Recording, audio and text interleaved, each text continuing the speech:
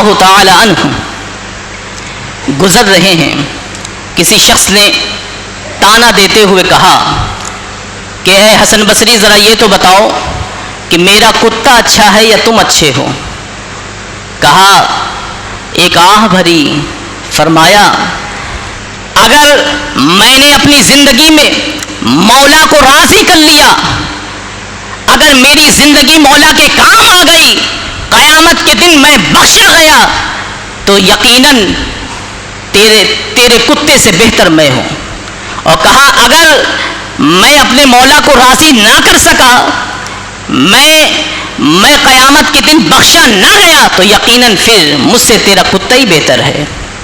میرے بزرگوں, یہ کون لوگ ہیں؟ یہ وہ لوگ ہیں کہ جنہیں دیکھ کر کے لوگ بندگی کے طریقے سیکھا کرتے ہیں, اور ایک ہم ہیں جو بندگی بھول گئے ہیں. ہم دنیا کے نشے میں مست ہو چکے ہیں, حرص و ہوس میں غرق ہو چکے ہیں. دنیا کے نشہ, دنیا کی محبت ہمارے اندر اتنی بس گئی ہے کہ ہم مولا کی بندگی بھی بھول گئے ہیں, مولا کی اتباع بھی بھول گئے ہیں, اس کی یاد میں رونا بھی بھول گئے ہیں, حضور کی غلامی بھی بھول گئے ہیں, اس کی طاعت و اتباع بھی بھول گئے ہیں. تو مولا کی محبت کو بسانا ہے. کہا والذین آمنوا اشد حبا للہ, ایمان والے تو وہی ہیں جو اللہ سے بے پناہ محبت کرنے والے ہوا کرتے ہیں. اور یقین جانے محبت الہی اور خشیت الہی یہ وہ چیز ہے جو بندے کو مولا کے قریب کر دیا کرتی ہے. اور یقین جانے محبت کا صلہ اللہ محبت سے ہی دیا کرتا ہے.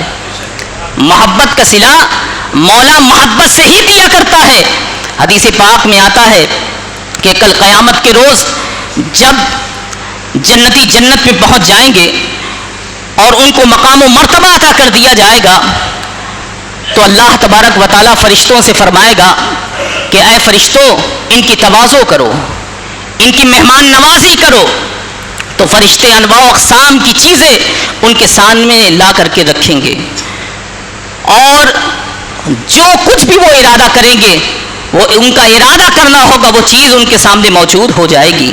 لیکن کچھ لوگ ایسے بھی ہوں گے کہ جنت میں پہنچ کر جنت کی نعمتیں پانے کے باوجود بھی سراپا خاموش بن کے کھڑے ہوں گے, سراپا حیرت بن کر کے کھڑے ہوں گے. مولا فرمائے گا کہ اے فرشتوں, یہ کون لوگ ہیں جو جنت کی نعمتیں پانے کے باوجود بھی انہیں خوشی نہیں ہے؟ تو عرض کریں گے مولا, ہم نے اپنی نیندیں اس لیے تو نہیں اچاٹ کی تھی کہ تو ہمیں حوریں عطا کرے. وہ کہیں گے مولا, ہم نے اپنے جسموں کو بستروں سے اس لیے تو نہیں جدا کیا تھا کہ تو جنت میں ہمیں یہ مقام و مرتبہ عطا کرے, یہ نعمتیں عطا کرے. مولا, جنت کی خیر اور جنت کی نعمتوں کی خیر ہم نے عمریں تو تجھ سے اس وعدے کے لیے گزاری تھی جو تو نے ہم سے فرمایا تھا.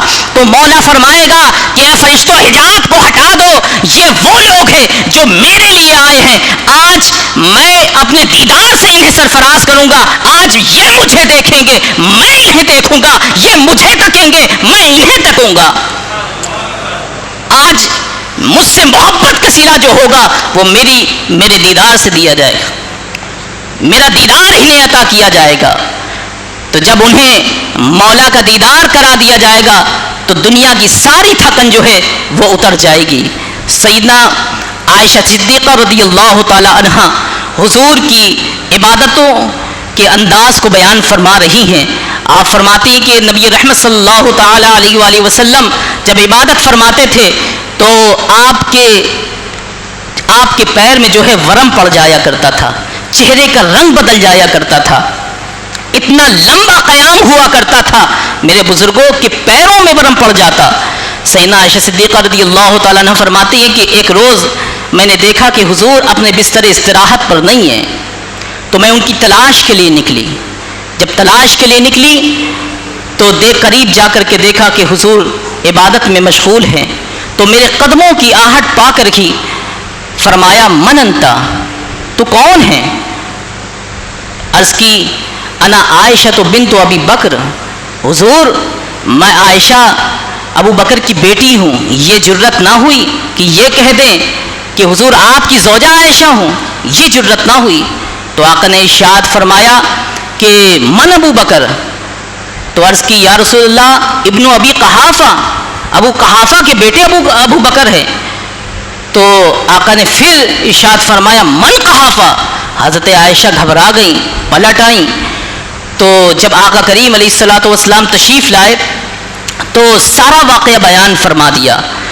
تو آقا کریم علیہ الصلوۃ والسلام ارشاد فرماتے ہیں عائشہ مجھے کبھی کبھی اپنے رب سے معیت الہیہ کی وہ خاص گھڑی نصیب ہوتی ہے, قربت الہیہ کا کبھی کبھی مجھے وہ مقام نصیب ہوا کرتا ہے.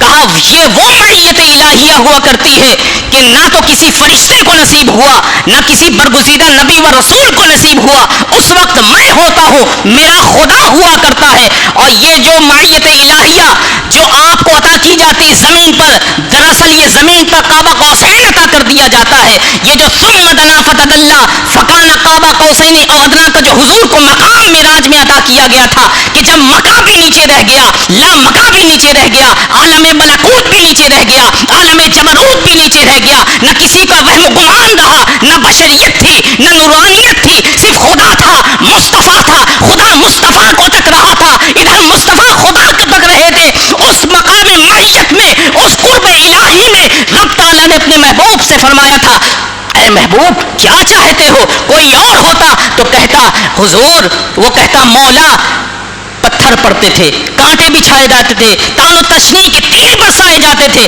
اب مولا اس قاب قوسین کی گود سے مجھے واپس نہ بھیج. لیکن جب حضور سے سوال ہوا کہ محبوب کیا چاہتے ہو تو حضور نے فرمایا مولا امت کی سلامتی چاہتا ہوں, امت کی بخشش چاہتا ہوں.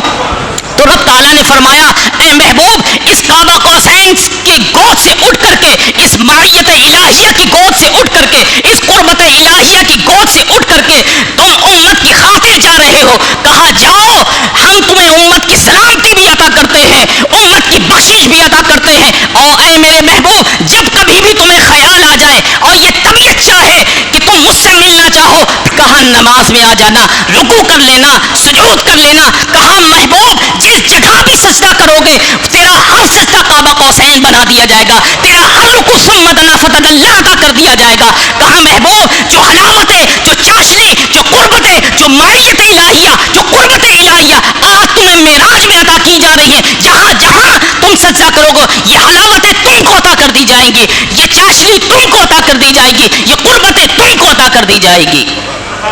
اور میرے بزرگوں رب تعالیٰ نے فرمایا, کہا یہ معراج کا تحفہ اپنے بندوں کو بھی عطا کیا ہے. کہا الصلاۃ معراج المؤمنین, مومن کی معراج نماز میں رکھ دی گئی ہے.